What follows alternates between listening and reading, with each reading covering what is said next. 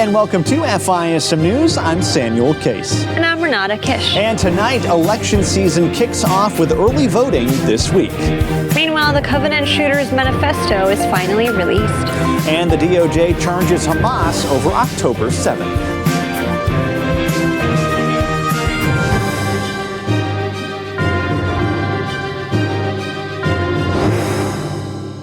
Well, it's hard to believe it's already September, but election season does officially kick into high gear this week with the first mail-in ballots being sent to voters this Friday. According to Fox News, the first voters to be sent absentee ballots will be in North Carolina, a swing state, which begins mailing out ballots for eligible voters on September 6th. Meanwhile, 6 more battleground states also begin their early voting this month, including Pennsylvania, Georgia, Wisconsin, Michigan, and Nevada. Several other states also begin early in-person voting by the end of the month as well.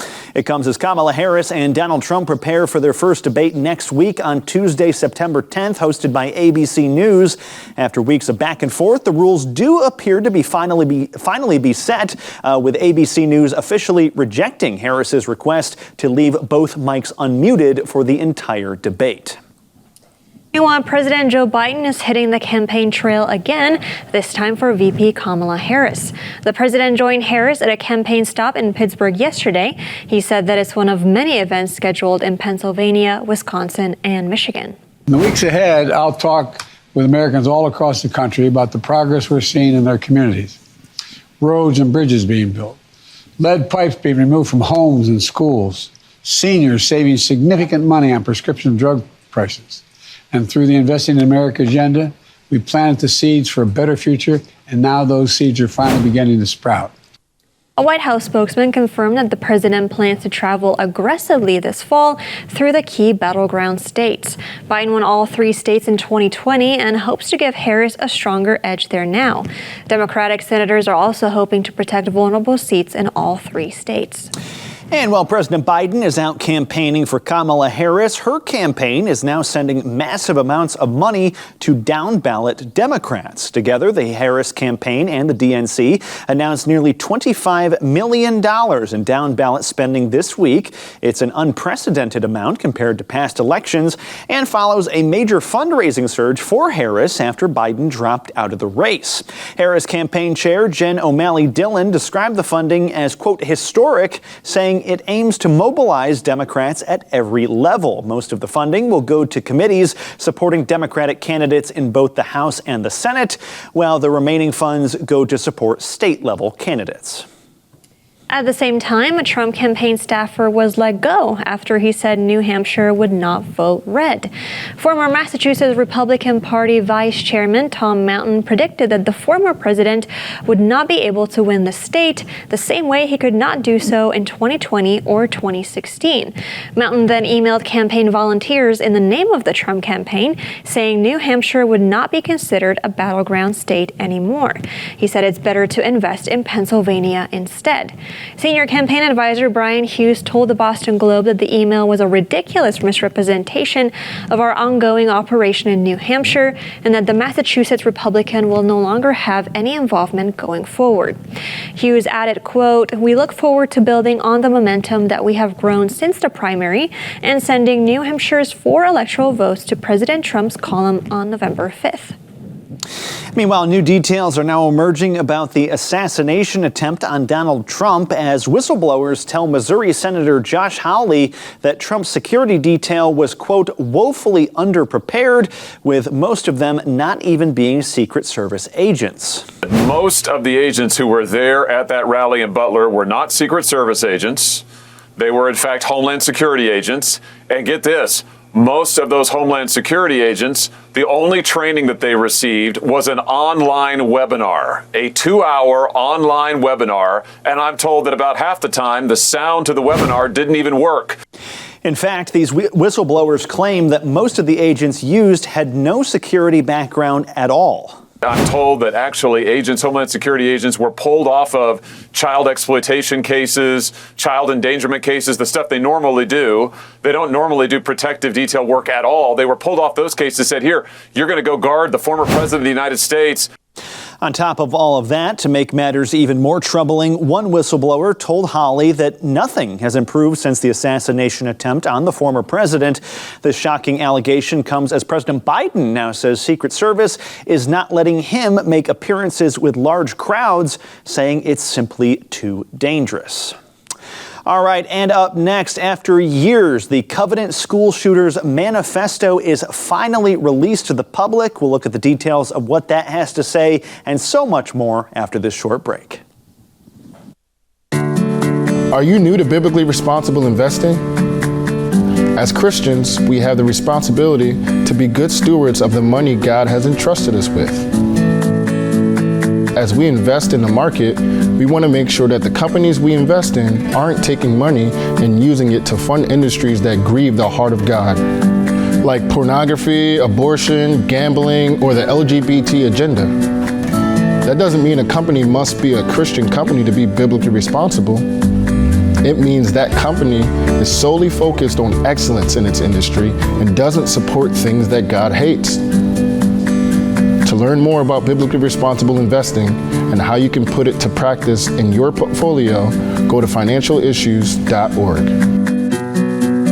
The mission of Financial Issues is to expose Jesus for all he is, all he means, and all that he can do. On the day I found I was pregnant, I was full of emotions and I just was so overwhelmed, and I don't know if I'm ready for this huge life-altering, changing commitment. I had individuals around me not wanting me to have this child. And somehow, and I was driving and I saw the Women's Help Center sign and I immediately turned in. That just took relief off of me, and I was like, you know what? It's gonna be okay. They gave me the confidence and the support that I needed to be able to go out and face the world. First time I held Finnegan, I just lit up with joy. I was so excited. This little boy that I had in my life, he is loving and generous. Watching him just grow and flourish into this incredible human being has just been so rewarding and so uplifting. Looking back, I don't know what I would do without him, because I needed him more than I think he needed me.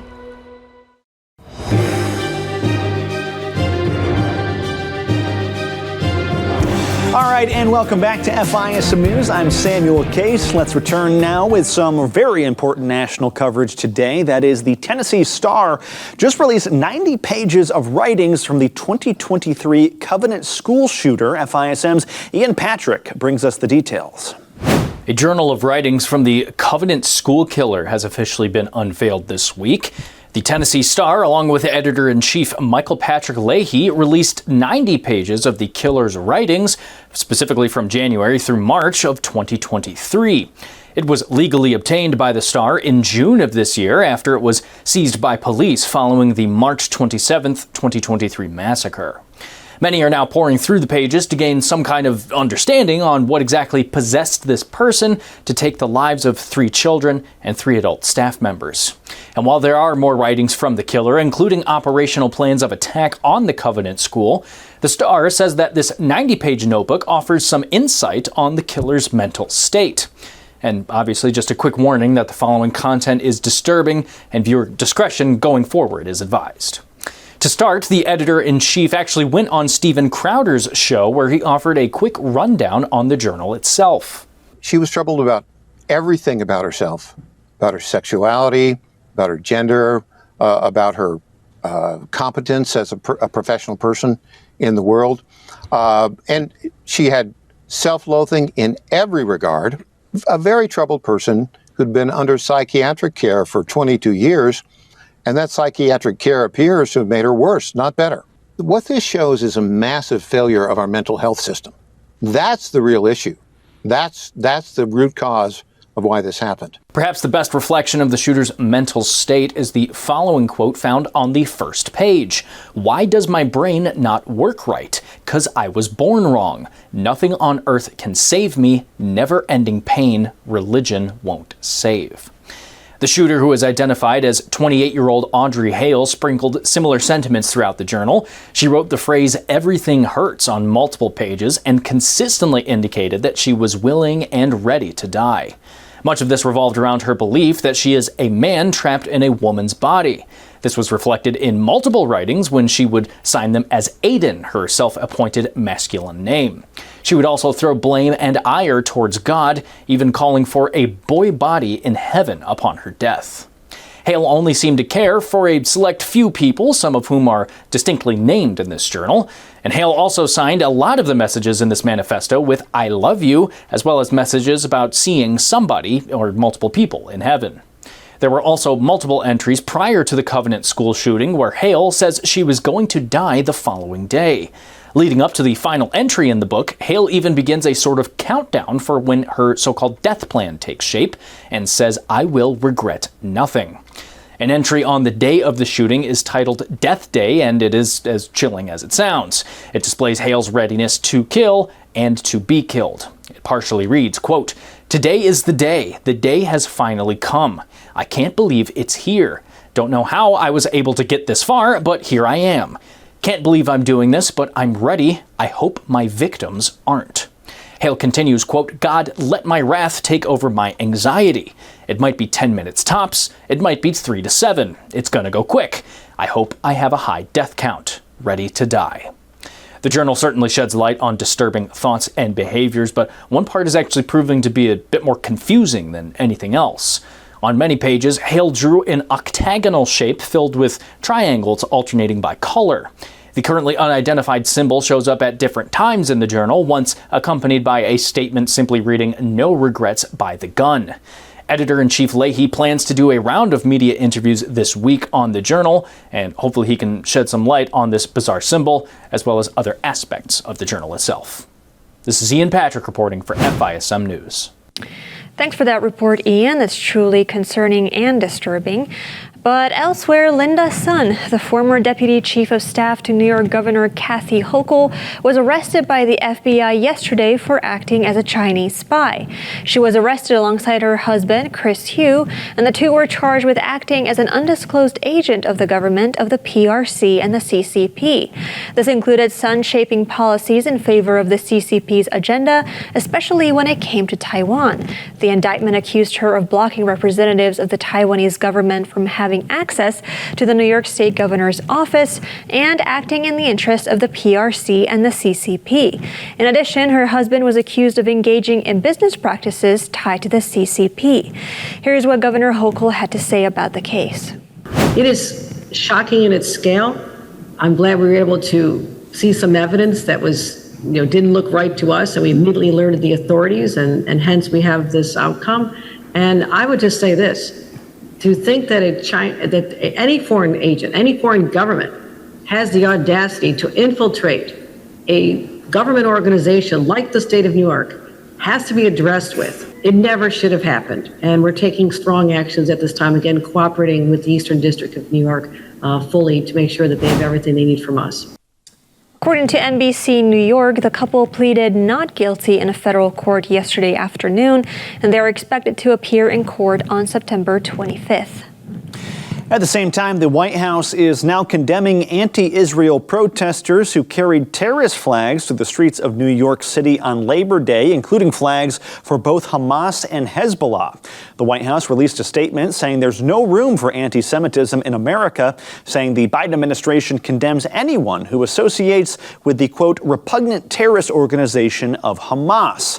Protest organizers have previously targeted an exhibit that honored the victims of the October 7th massacre in Israel. The Labor Day protest came on the same day as the funeral of Israeli-American Hersh Goldberg Polin, who was found killed in a Hamas tunnel over the weekend. The White House called the timing of the protests especially heinous.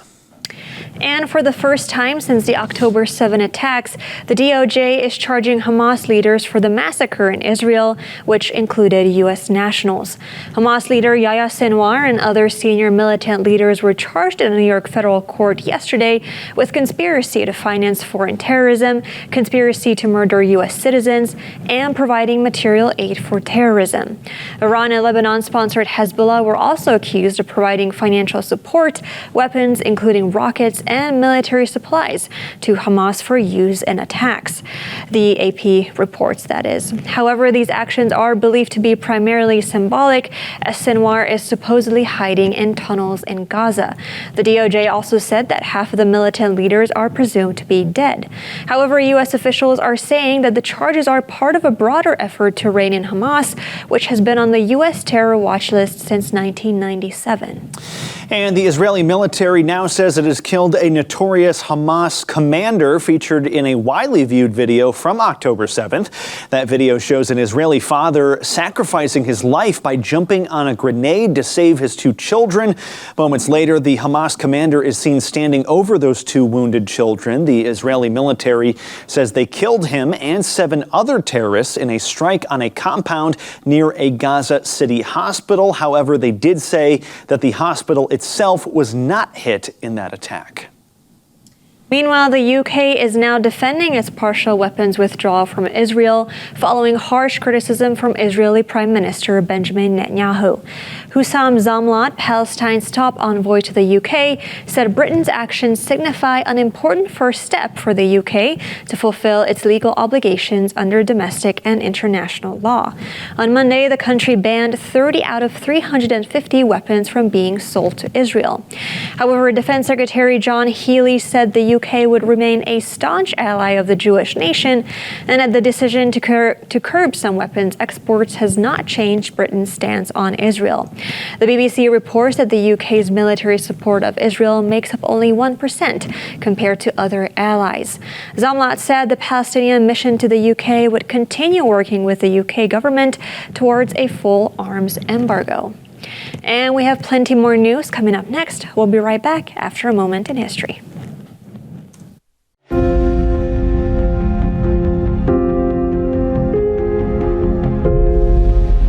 Welcome back to A Moment in History. I'm Seth Udinsky. In tonight's episode, let's take a look at a natural phenomenon that has unfortunately been usurped as the flag for the sexual revolution. For thousands of years, the rainbow has been one of the most beautiful and inspiring creations of God. But in the last century, the LGBTQ revolution took this creation of God and turned it into a symbol to celebrate sin and perversion. Obviously, the rainbow is not a sign of perversion. So what is the meaning behind this natural phenomenon? Let's explore the theological and historical significance of the rainbow. And to do this, we have to travel almost all the way back to the beginning of creation. Now, at the fall of man in Genesis 3, sin entered the world. Sinners became more and more sinful until the human race reached a point where, according to Genesis 6, their thoughts and inclinations were only evil all the time. God, completely justified to be offended by human wickedness, had had enough. He determined to destroy the world he had created with a massive flood and would only spare one man and his family. Noah, several generations removed from Adam and Eve, was the only righteous and God-fearing man left on the earth. God in His grace would preserve the human race through Noah and his family. God commanded Noah to build an ark and gather 2 of every animal inside. After the ark was complete, Noah and his wife and his sons and their wives and children entered the ark along with all the animals, and God then sealed the door. Then the waters came and completely covered the earth for 40 days. Every single human being outside the ark was destroyed. Every single human being outside the ark also got exactly what they deserved, which is justice, while Noah and his family received undeserved grace. Now, we get to the rainbow at last, which God placed in the sky after the flood was over. Scientifically, God created the rainbow to appear as a unique convergence of light when the air is especially wet, most often after a rainstorm. But theologically, God created the rainbow to mean so much more. The rainbow is a symbol of God's grace. According to God Himself, the rainbow is a promise that God will never again wage total and catastrophic war against His people. The rainbow can be understood as a weapon of war, much like an actual bow that would be used to fire an arrow. There's no arrow in the rainbow when it appears in the sky, however. God will not use this weapon of total war against His people ever again. This is wonderfully good news for us, especially when we consider the fulfillment of this promise found in the Lord Jesus Christ. As Noah and his family were spared from the whelming flood of God's wrath in the ark, believers are spared the eternal wrath of God in Jesus Christ. And just as the door to the ark was sealed, our salvation is eternally sealed in Christ. The rainbow is not a symbol to celebrate lawlessness. It is a beautiful reminder of our freedom from God's wrath, found ultimately in the grace of Jesus Christ. Thanks so much for joining me once again for A Moment in History. There are moments in life that define us. Choices determine the courses we take. Choices that create life, or those that save a life. And some make life worthwhile. There are decisions to stay or to go, to remain the same or to grow. Sometimes we pray and make peace. Other times we take a stand for what we believe. In celebration, mourning, triumph, and defeat, we are invested in every decision we seek. Despite differences, we have one thing in common: the desire to do all for the glory of God. Keep your wallet aligned with your heart and your investments in harmony with your faith. Timothy Plan, biblically responsible mutual funds, ETFs, and retirement plans. Before investing, carefully consider a fund's investment objective, risks, charges, and expenses contained in the prospectus available at timothyplan.com. Read carefully before investing. Emmy was in a bad relationship when she found out she was pregnant. Her boyfriend told her to get an abortion, which she seriously considered. Now, Emmy knew that if she got an abortion, a part of her would be broken. So Emmy went to a preborn center in need of guidance. They were able to put every fear at ease and let her know it was going to be okay. And because of preborn, Emmy's little boy is here. She couldn't imagine life without him. Preborn clinics introduce moms in crisis to their babies through ultrasound while providing hope, love, and the gospel in action. Would you join Preborn in helping more moms choose life? For $140, you can sponsor 5 ultrasounds and help rescue 5 babies from abortion. To donate, dial pound 250 and say keyword baby. That's pound 250 keyword baby, or donate securely at preborn.com. That's preborn.com.